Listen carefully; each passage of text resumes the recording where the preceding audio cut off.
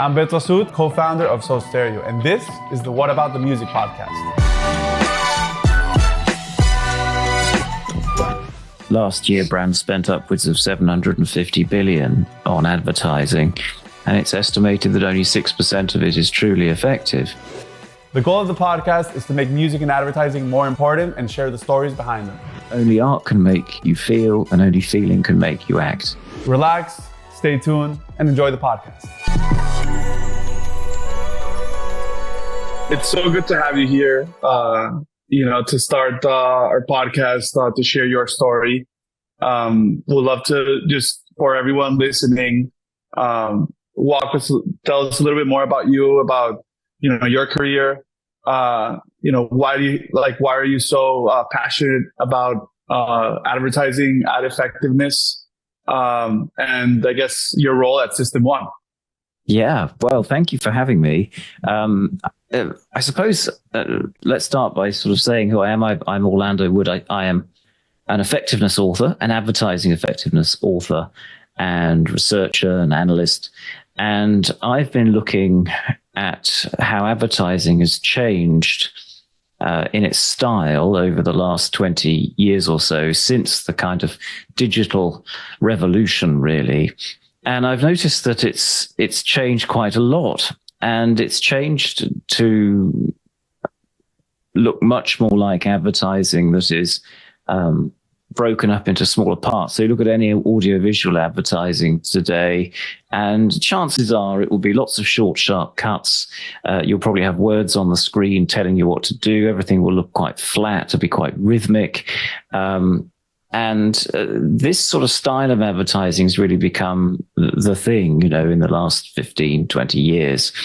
And unfortunately, that undermines advertising's effectiveness, because advertising has to compete with other, entertainment to capture attention, to lodge things in memory, to charm people through emotional appeal.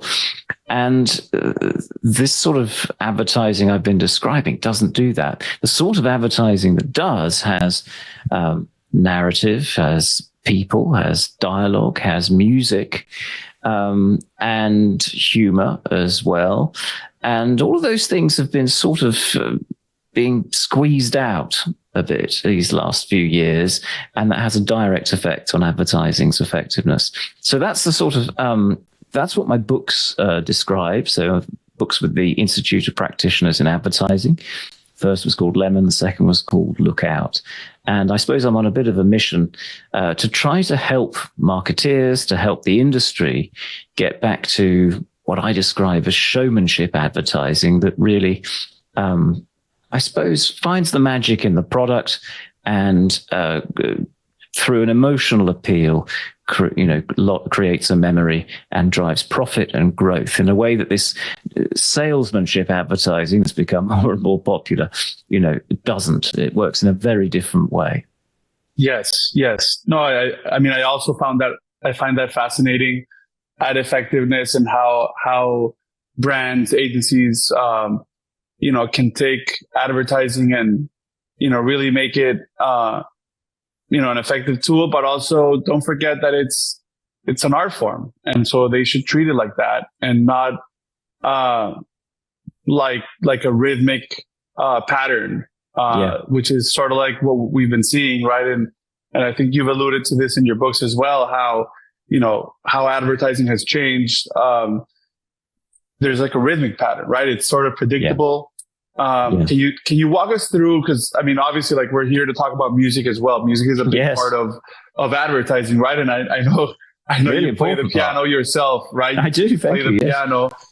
So I'm sure playing the piano contributes to sort of how you look at things, right? I believe that. I believe that people that play an instrument have a certain connection with how we analyze things, how we think about things, right? Yeah. But I'm just curious, with music, with advertising, sort of like how has it changed over the years? What sort of patterns do you think are emerging now that weren't present 20, 30, even 40 years ago? Yes, it's particularly with in relation to music. What I think we see, and I've traced this in a long series of, looking at the same week, at the same break, over 20, 30 years. What you tend to see is that we used to see music used a great deal more, and what we see now in its place is highly rhythmic soundtracks that probably don't have either melody or harmony or anything that you could sort of a hummable tune or whistleable tune. And that's a real shame, because when you look at effectiveness data, as I look at the IPA's effectiveness data from the award submissions that they collect every year. You see that music is phenomenally associated with success. It helps to capture attention. It helps to convey life. It helps to emphasize movement. It gives advertising a mood, a certain brio, that it's very difficult to do with anything else, really. Music and humor, actually, they work in some ways similarly, through inversion, through repetition, through exaggeration, through, two motifs that sort of run together. They are what I describe as things that appeal to the right hemisphere of the brain, to the broad beam attention of the right hemisphere. And I'm not using the right-left hemisphere in the old-fashioned sort of sense that we used to use them in the 1960s and 70s. That's long been dismissed. But I look to the work of a neuroscientist called Ian McGilchrist, who is really the world's expert on this. And my books trace this shift, not just in advertising, but in culture more generally, towards things that are more literal, that are flatter, that don't have the charm of advertising that we used to see. With jingles, gone out of fashion, but we know that they're very, very useful. They're very memorable, and we know that music, plays such an important part in effectiveness. It's a terrible shame that people aren't using it more, but I guess it costs money, and we've moved into an era of efficiency, and with efficiency comes homogeneity. Everything starts to look the same, feels the same, sounds the same, and that's where advertising's got.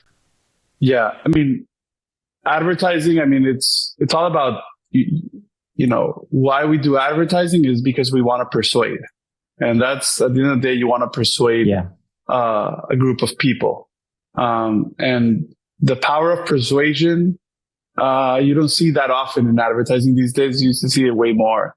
But I like to think that, you mentioned that music, it's a little bit too expensive, so people shy away from it and they go with stock music or they go with something generic. But the reality is that there's a lot of tools out there. There's a lot of artists that are willing to collaborate, that want to create meaningful campaigns and that can be flexible, to work with brands, to work with agencies. We see that all the time. We like to say that, we say to brands a lot, do you want to use famous music or make music famous? And so brands, agencies, they have a big opportunity to work hand in hand with an artist that is not, well known to a level of a major recognizable artist, right? Yeah. So they have a big opportunity to get into that because, we see the concept of borrowed equity all the time. People want to borrow equity. So, let me use this song because it's been charting in the top charts. Or let me use this song because they just want a Grammy, and let's tap into that. But instead of tapping into like why they want to use that song, why is it so good, the creativity of it, it's more of a transactional decision than a pure emotional one. And I quite agree. Yeah. Yeah. And, one of the principles I think we've probably forgotten a bit from the 1960s is, how do you make your advertising stand out? How do you, something that looks and sounds and feels different from the competition? And of course, music's a fantastic way of achieving that.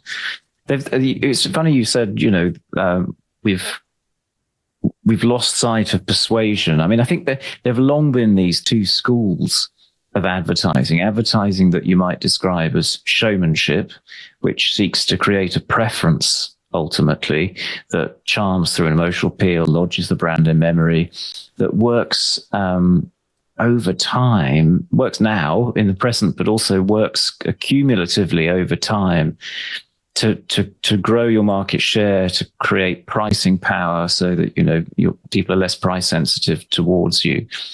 And it has all sorts of other wonderful effects too. It helps reduce the cost of recruitment because people like your brand.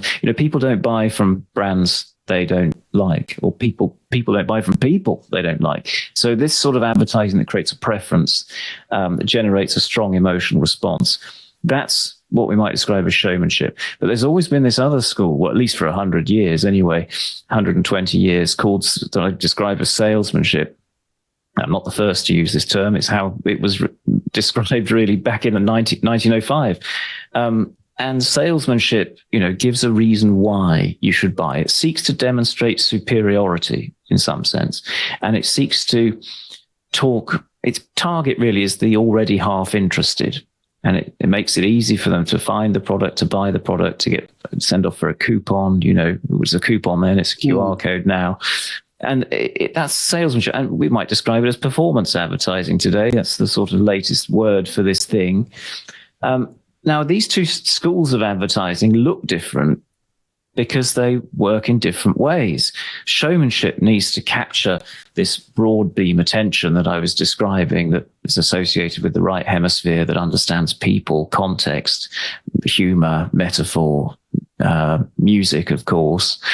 And that's the job of showmanship. It's to capture attention, to hold attention, and to lodge the brand in memory. But salesmanship then, takes the people who have been warmed up to the brand in some way, who are already half interested, and nudges them over the line, perhaps with a reason to believe, it tends to try to demonstrate superiority. So you know that you're making the right choice. Now, you kind of need both of these schools of advertising. They're both important. Each helps the other. But of the two, it's showmanship that's the more important for driving growth. Profit. Yes. And at the end of the day, I feel, we live in a time where people's attention span is just short.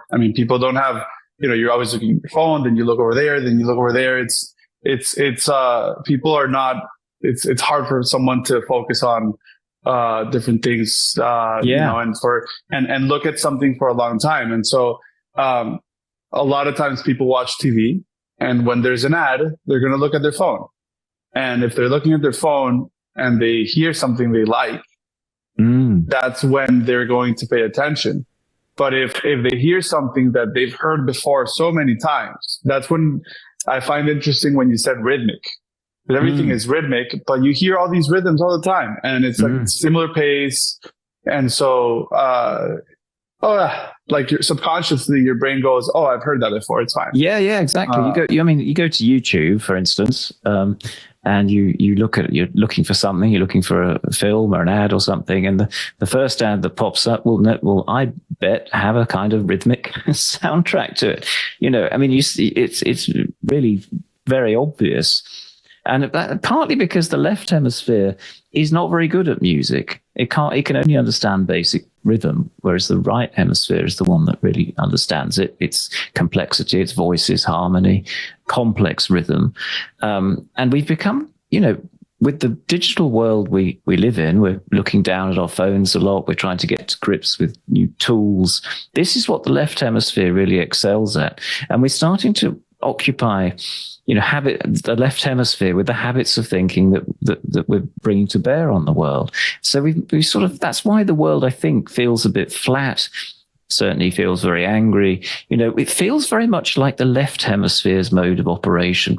And that's why music is, I think, just like comedy and romantic comedies in films have started to, take a back seat, when really they're the sorts of things that people are looking for, yearning for, want to see, and enjoy watching and listening to. It's funny that what you were saying about, capturing attention, because your ears tell your eyes what to look at. Correct. And so they tend to hear. But it's interesting because it's interesting because you just said your ears are the first thing that spark up, and then they tell, hey, eyes, pay attention. Yeah. But when you look at advertising spend more on the creative side, brands, agencies, creatively speaking, they spend more on visual elements than auditory, than music and sound. And so, video, sound, like it's 50-50. And so, a lot of times you see that there's way more investment in the visual elements, rather than the audio. And so, obviously there's brands and agencies that do a good job in balancing both. I don't want to speak for everyone, but a lot of times we do see that it's a little bit out of proportion. I agree. Yeah. And I suppose it's because, partly because creatives are largely first and foremost visually trained. But actually, when you say, given that you're just reflecting on that, the other thing that we've seen is a reduction in the sort of advertising that might have a set, that might have costumes, that might have dialogue and actors. All of these things, just like music, cost a bit of money. There's craft involved in creating that kind of advertising.